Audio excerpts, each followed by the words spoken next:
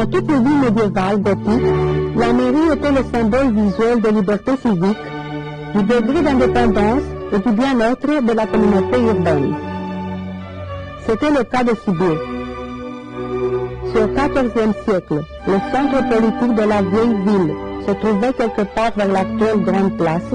Après 1549, il était dans un lieu qui garde jusqu'aujourd'hui une valeur patrimoniale d'exception.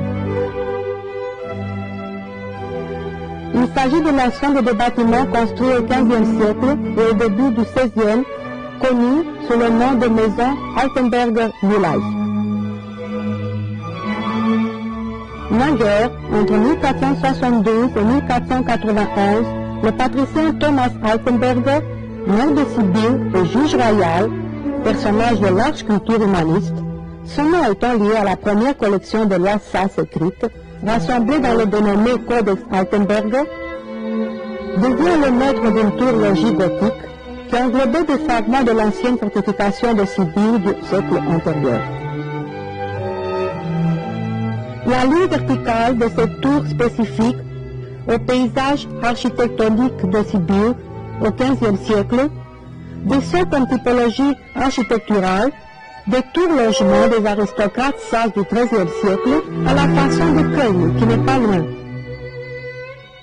Les 4 niveaux de la tour, dont les 2 premières voûtées en nervure, où l'accès se faisait à l'aide d'un escalier en colimaçon, gardent des portails gothiques et encadrements Renaissance du moment quand la tour a été englobée dans le logement patricien plus ample qui s'étale sur 2 niveaux.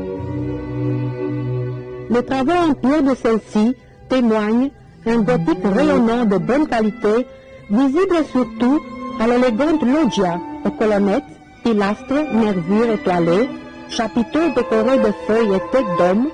Tout paraît être dû au plus renommé tailleur de pierre de la Transylvanie gothique, Andreas Lapicita, actif aussi à l'époque aux églises de Moschna, Christian et Axel.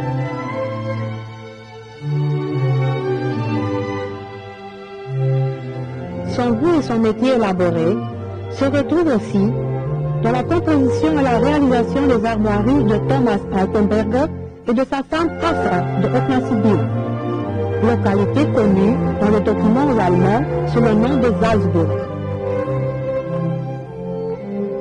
Le blason nous indique aussi le suivant propriétaire de cette maison gothique sibienne, au 2e décennie du XVIe siècle, le juge royal Johann Mulay, passant ensuite en possession d'un autre maire de Sibiu, Marcus Henslinger, avant de devenir la propriété de la ville.